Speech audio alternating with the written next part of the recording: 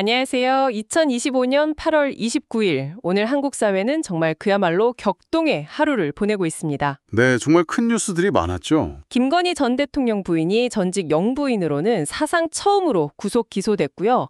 또 한덕수 전 총리 역시 내란 방조 혐의 등으로 재판에 넘겨졌습니다. 네, 정치적으로 정말 큰 사건들이 연이어 터졌습니다. 이런 와중에 정부는 내년 예산을 8% 이상 대폭 늘려서 AI하고 R&D에 집중 투자하겠다는 계획을 또 발표했습니다. 네, 상반된 소식들이 동시에 나온 셈이네요. 그래서 오늘 저희는 바로 이 복잡하게 얽힌 한국 사회의 현재를 보여주는 자료들을 좀 모아봤습니다.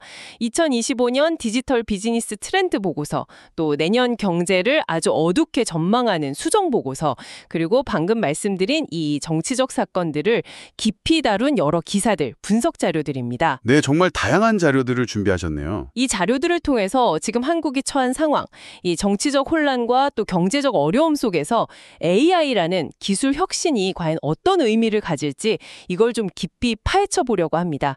여러분께서 이 복잡한 그림을 좀 더 명확하게 이해하실 수 있도록 저희가 한번 핵심만 뽑아서 상세히 풀어드리겠습니다. 네, 좋습니다. 자, 그럼 본격적으로 시작해 볼까요? 네, 가장 먼저 오늘 가장 큰 파장을 일으킨 소식부터 짚어봐야겠죠? 김건희 전 대통령 부인이 특검에 의해 구속 기소됐습니다. 네, 전직 영부인 첫 구속 기소라는 점도 그렇지만 특히 과거 검찰이 무혐의 처분했던 그 도이치모터스 주가 조작 혐의가 다시 포함됐다는 점, 이게 좀 눈에 띄는 것 같아요. 특검은 자본시장법 위반, 정치자금법 위반, 그리고 특가법상 알선수재 혐의를 적용했는데요. 이 알선수재라는 게 특정 지위에 있는 사람에게 청탁을 대신 전달해주고 대가를 받는 행위를 말하는 거죠. 네, 맞습니다. 그 혐의까지 포함된 거죠. 이게 단순히 한 개인의 기소를 넘어서 좀 더 큰 의미가 있다고 봐야 할까요? 네, 이번 구속 기소는 여러모로 그 파장이 상당하다고 봅니다. 무엇보다도 검찰이 과거에 거의 4년 반 넘게 수사하고도 혐의 없대고 결론 내렸던 그 도이치모터스 주가 조작건을 특검이 완전히 뒤집었다는 점, 이게 핵심입니다. 아, 그걸 뒤집었군요. 네, 특검은 김건희 씨가 단순히 돈만 된 사람, 그러니까 소위 전주 수준을 넘어서서 주가 조작에 아주 적극적으로 공모했다, 이런 증거를 확보했다고 밝혔거든요. 적극적인 공모요? 네, 공소장에는 무려 8억 1천만 원 상당의 부당이득을 취했다, 이런 구체적인 내용까지 담겼다고 전해지고 있습니다. 8억 원이 넘는군요. 그렇죠. 그러니까 이게 자연스럽게 과거 검찰 수사가 과연 공정했느냐, 혹시 봐주기 수사 아니었냐 하는 그런 근본적인 의문을 제기하게 만드는 거죠. 네, 그런 의문이 들 수밖에 없겠네요. 그리고 이런 의문은 결국 검찰 개혁 논의에 다시 불을 지피는 계기가 되고 있습니다. 실제로 지금 여당은 수사권하고 기소권을 완전히 분리하는 그런 내용의 검찰청 폐지 법안 처리를 추진 중이기도 하고요. 김건희 씨 본인도 오늘 입장문에서 확정적 사실처럼 나오는 기사들을 피하지 않겠다, 묵묵히 재판에 임하겠다 이렇게 밝혔던데요. 약간 좀 감성적인 표현도 썼고요. 네, 그런 입장문을 냈더군요. 그런데 김건희 씨는 구속 기소가 됐는데 같은 날 한덕수 전 총리는 내란 방조 혐의 등으로 불구속 기소가 됐습니다. 이것도 좀 논란이 있는 것 같아요. 맞습니다. 특검은 한 전 총리가 그냥 수동적으로 방조한 게 아니라 계엄령 의결 당시에 국무회의 정족수를 손가락으로 세거나 서명을 거부하는 국무위원한테 서명을 종용하는 등 굉장히 적극적으로 내란에 동조했다고 주장을 하는데요. 심지어 국회에서 계엄 해제 요구안이 통과된 후에도 이걸 의결할 국무회의 소집을 일부러 미루려 했다, 이런 정황까지 제시를 했단 말이죠. 네, 특검 주장은 그렇죠. 그런데 이렇게 중대란 혐의에도 불구하고 불구속 기소가 된 배경, 이건 뭐라고 봐야 할까요? 그 부분이 지금 논란의 핵심입니다. 내란 방조, 그러니까 내란을 실행하는 걸 알면서도 이걸 쉽게 하도록 도왔다는 혐의인데, 이게 그 자체로 엄청나게 중대한 범죄 아니겠습니까? 그렇죠. 그럼에도 불구하고 앞서 구속영장이 한번 기각됐었고 이번에 또 불구속 상태로 재판에 넘겨지면서 사법부의 판단 기준에 대한 의문이 커지고 있는 거죠. 특히 그 영장 기각 사유였던 다툼의 여지가 있다는 법원의 판단이 여전히 좀 논란의 중심에 있습니다. 다툼의 여지가 있다. 네, 만약에 특검 주장대로 서명 종용이라든지 회의 소집 지연 같은 그런 적극적인 동조 행위가 사실이라면 이건 뭐 단순 방조를 넘어서 내란의 주요 임무를 수행한 것에 준하는 책임을 물어야 한다. 이런 목소리가 높거든요. 네, 그런 시각도 충분히 가능하겠네요. 이런 사법부 판단에 대한 불신 때문에 일각에서는 아예 특별재판부를 설치해야 한다. 이런 주장까지 나오고 있는 상황입니다. 그만큼 법원의 공정성에 대한 어떤 깊은 의구심이 깔려있다. 이렇게 볼 수 있겠죠. 특검 수사가 여기서 끝나는 것도 아니지 않습니까? 통일교 측으로부터 불법 정치 자금을 받은 혐의로 국민의힘 권성동 의원에 대한 구속영장도 청구됐고요. 네, 그건도 있죠. 또 이배용 전 국가교육위원장이 연루된 금거북이 뇌물 사건, 이것도 김건희 씨와의 관련성 속에서 수사가 확대되고 있다고 하고요. 특히 이 통일교 자금 문제, 이건 정치권 로비 의혹과 맞물려서 파장이 어디까지 갈지 좀 가늠하기 어려워 보이는데요. 네, 권성동 의원 건은 지금 국회에서 체포동의안 표결 절차를 앞두고 있는 상황이고요. 특검은 권 의원이 돈을 받은 증거로 현금이 담긴 사진까지 확보했다고 공표를 했죠. 사진까지요? 네, 통일교 자금이 정치권 로비에 사용됐다는 의혹, 그 자체로도 매우 심각하지만 일부 유튜브 자료 같은 데서는 통일교가 미국의 특정 정치 세력, 그 마가 세력과도 연계돼 있고 국내 정치에도 뭐 비례대표 공천 등을 통해서 영향력을 행사하려 했다 이런 주장까지 제기되고 있어서 파문이 더 커질 가능성도 배제할 수 없습니다. 이게 국제적인 문제로까지 번질 수 있겠군요. 그럴 가능성도 있죠. 그리고 이배용 전 위원장의 그 금거북이 사건, 이게 시가로 한 700만 원 상당이라고 하는데요. 이것도 단순 뇌물 수수를 넘어서 그 대가로 뭐 특정 인사의 임명이라든지 더 큰 규모의 거래나 청탁이 있었던 거 아니냐, 이런 의혹, 그러니까 소위 매관매직 의혹으로까지 번지고 있습니다. 매관매직? 네, 이런 연결고리들이 계속 드러나면서 정치권 전반에 대한 불신으로 이어질 수 있는 그런 상황인 거죠. 이야, 정말 정치적으로 너무 혼란스러운데요. 이렇게 혼란스러운 와중에 경제 쪽에서도 아주 어두운 전망이 나왔습니다. 현재경제연구원이 내년 한국 경제 성장률 전망치를 기존 1.7%에서 0.7%로 무려 1%포인트나 낮췄습니다. 0.7%면 정말 거의 제로 성장이죠. 그렇죠. 거의 제로 성장이 가깝다는 얘긴데 이렇게까지 비관적으로 보는 이유가 뭔가요? 가장 큰 이유는 우리 경제의 어떤 근본적인 동력이라고 할 수 있는 수요 자체가 절대적으로 부족하다. 이런 진단 때문입니다. 수요 부족이요? 네. 고금리, 고물가 때문에 소비와 투자가 살아나지 못하는 내수 부진이 계속되는 가운데 그나마 좀 버팀목 역할을 해주던 수출마저도 미국의 정치 상황, 특히 뭐 트럼프 2기 행정부가 들어설 경우에 예상되는 강력한 관세 정책 같은 그런 대외적인 불확실성 때문에 급격히 위축될 가능성이 높다. 이런 분석입니다. 아, 대외적인 요인이 크군요. 그렇죠. 그래서 현대경제연구원 보고서를 보면 기업 실적이 나빠지면 고용이 줄고 가계소득이 감소해서 소비가 위축되고 시장 수요가 더 줄어서 다시 기업 실적이 악화되는 이런 식의 악순환 고리에 빠질 수 있다. 이렇게 강력하게 경고하고 있습니다. 악순환이네요, 정말. 네. 이미 1년 넘게 경기 침체가 이어지고 있는데도 뭐 뚜렷한 경기 부양책이 보이지 않는다는 점도 이런 비관론에 좀 무게를 더하고 있고요. 0.7% 성장률이라는 게 구체적으로 어떤 수치들을 통해서 나타나는지 좀 더 자세히 들여다볼 필요가 있겠어요. 특히 그 건설 투자 쪽이 마이너스 6.1%로 전망됐던데 이게 경제 전반에 미치는 영향이 클 것 같은데요. 그렇죠. 세부 전망치를 보면 상황이 더 심각합니다. 민간 소비는 내년에 0.9% 증가에 그칠 것으로 예상됩니다. 올해 전망치가 1.1%였는데 그것보다도 낮은 거의 뭐 제자리 걸음 수준이죠. 소비가 거의 안 느네요. 네. 말씀하신 건설 투자는 올해 마이너스 3.0%에서 내년에는 마이너스 6.1%로 마이너스 폭이 훨씬 커질 것으로 보입니다.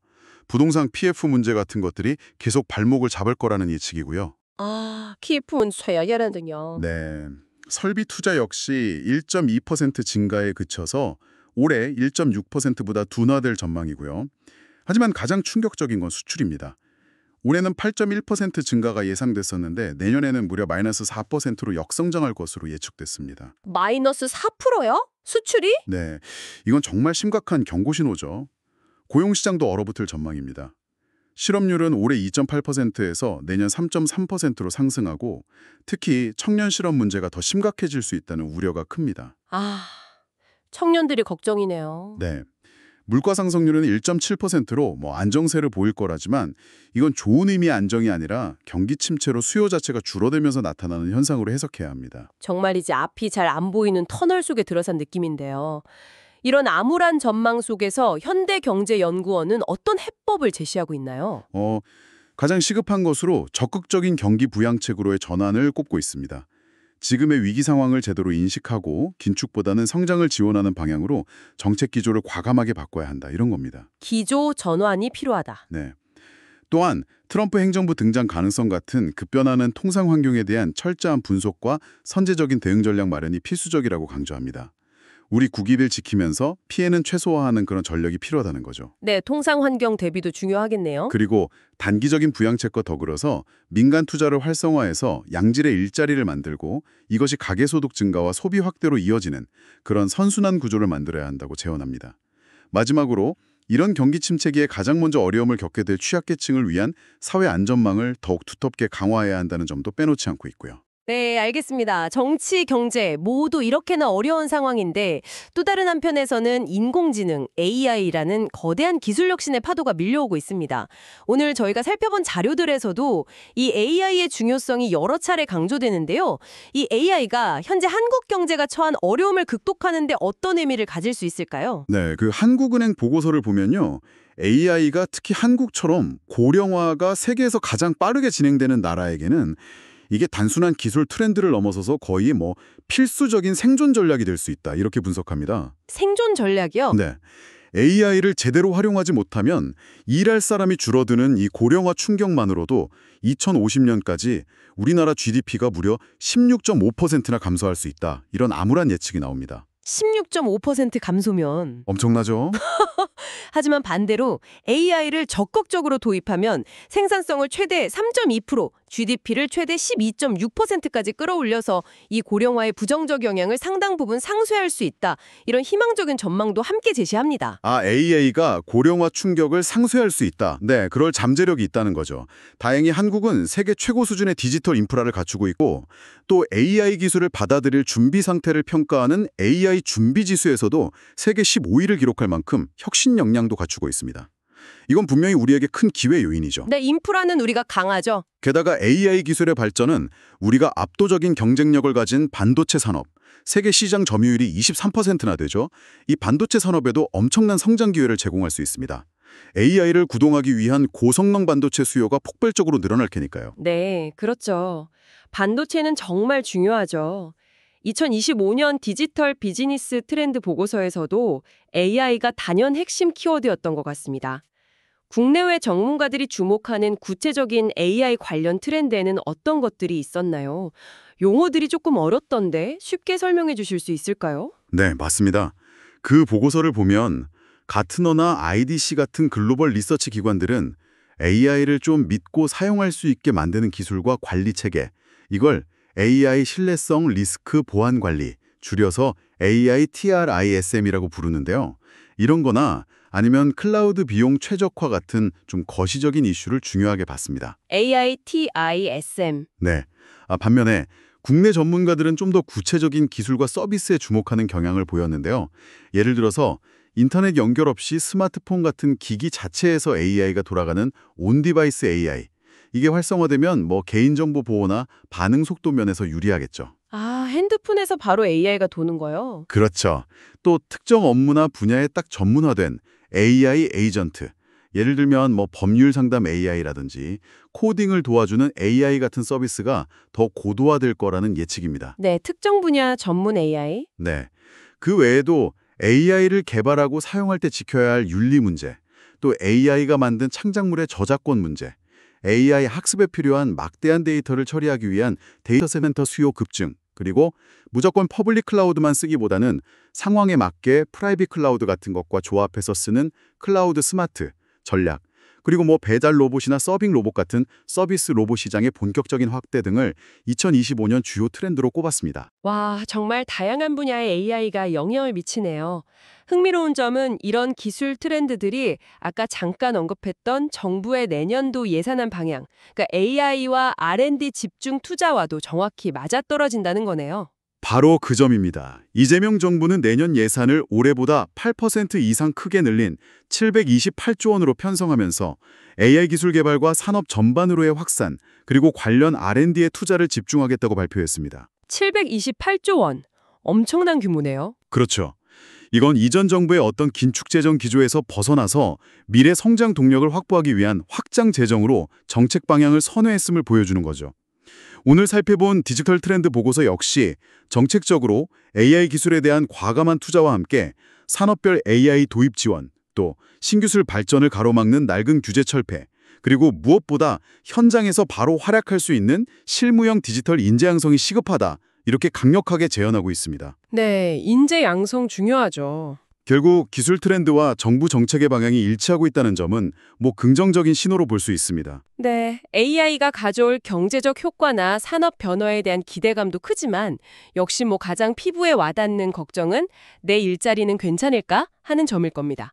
한국은행 보고서는 이 일자리 문제에 대해 어떻게 분석하고 있나요? 맞아요. 이 부분이 상당히 중요합니다. 보고서는 국내 전체 일자리의 절반 이상, 구체적으로 51%가 AI 도입으로 인해서 직접적인 영향을 받을 것으로 분석했습니다. 절반 이상이요?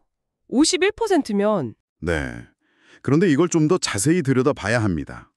영향을 받는 일자리 중에서 약 24%는 AI에 많이 노출되기는 하지만 인간 고유의 어떤 사회적인 능력이나 물리적인 능력이 중요해서 AI로 완전히 대체되기보다는 오히려 AI를 활용해서 생산성을 높일 가능성이 큰 그룹입니다. 이른바 높은 노출도 높은 보완도 그룹이죠. 아, AI와 협력해서 더 잘할 수 있는 그룹. 그렇죠. 문제는 나머지 27%입니다. 이 그룹은 AI에 노출되는 정도도 높으면서 AI로 대체될 가능성 또한 높은, 즉 보완도가 낮은 일자리들입니다. 이들은 AI 때문에 일자리를 잃거나 소득에 감소할 위험이 상대적으로 크다고 볼 수 있습니다. 아, 대체 위험이 큰 그룹이 27%나 되는군요.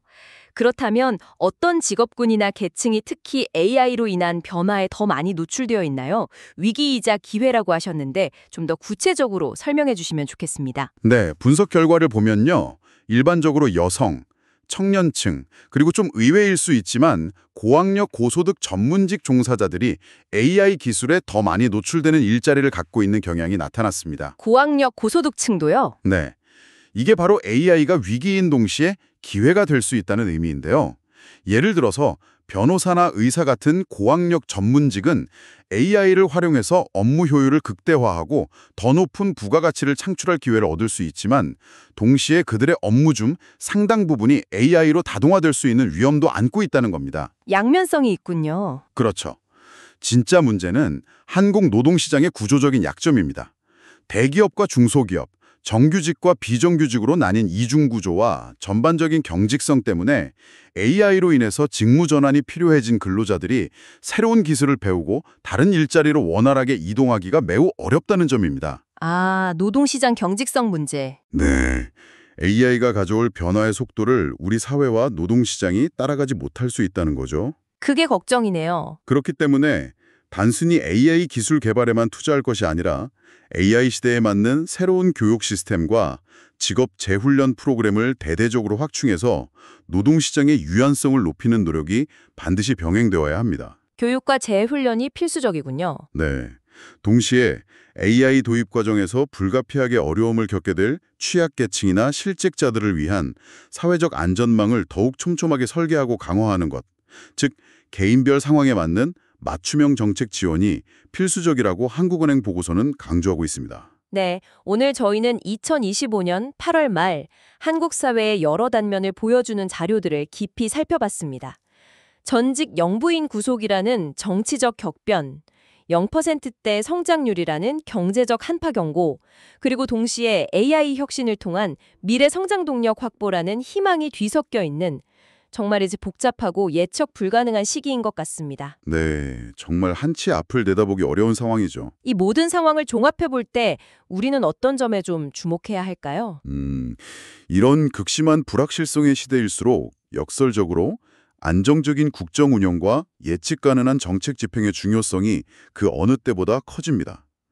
당면한 정치적 혼란을 빠르게 수습하고 경제 위기 극복을 위한 실효성 있는 부양책을 집행하며 동시에 AI라는 이 거대한 흐름에 뒤처지지 않도록 장기적인 산업 전략과 노동시장 개혁 과제를 흔들림 없이 추진해야 합니다. 네, 안정적인 국정 운영. 특히 이 디지털 전환은 단순히 기술 도입의 문제가 아니라 침체된 경제를 되살리고 사회 전체의 생산성과 효율성을 높일 수 있는 핵심 열쇠이자 뭐랄까 미래 생존력이 걸린 중대한 문제입니다. 생존의 문제다. 네, 오늘 살펴본 디지털 트렌드 보고서에서 제시된 AI 집중 투자, 규제 완화, 인재 양성 같은 제언들이 단순한 구호나 계획에 그치지 않고 실제 현장에서 체감할 수 있는 구체적인 정책으로 빠르게 이어져서 실질적인 효과를 낼 수 있을지 이게 앞으로 한국 사회의 향방을 가를 중요한 변수가 될 것입니다. 네. 오늘 들여다본 자료들은 현재 한국 사회가 안고 있는 깊은 고민들을 고스란히 드러냅니다. 정치적 양극화는 더욱 심해지고 경제적 어려움에 대한 불안감은 커져가며 AI와는 미중유의 변화 앞에서 기대와 우려가 교차하고 있죠. 그렇죠. 한국은 세계적인 수준의 AI 인프라와 잠재력을 갖췄지만 동시에 경직된 노동시장과 해묵은 사회 갈등이라는 아킬레스건도 안고 있습니다. 과연 한국 사회는 이 거대한 AI 전환의 파고를 어떻게 넘어설까요? 혹자는 기술 발전이 오히려 불평등을 심화시킬 것이라 우려하고 혹자는 이 혼란 속에서도 혁신을 통해 포용적 성장의 길을 찾을 수 있다고 기대합니다. 네, 양쪽의 시각이 다 존재하죠. 어쩌면 그 결과는 지금 이 순간, 이 시대를 살아가는 당신을 포함한 우리 모두의 개인적인 노력과 사회 전체의 집단적인 선택에 달려 있는지도 모르겠습니다.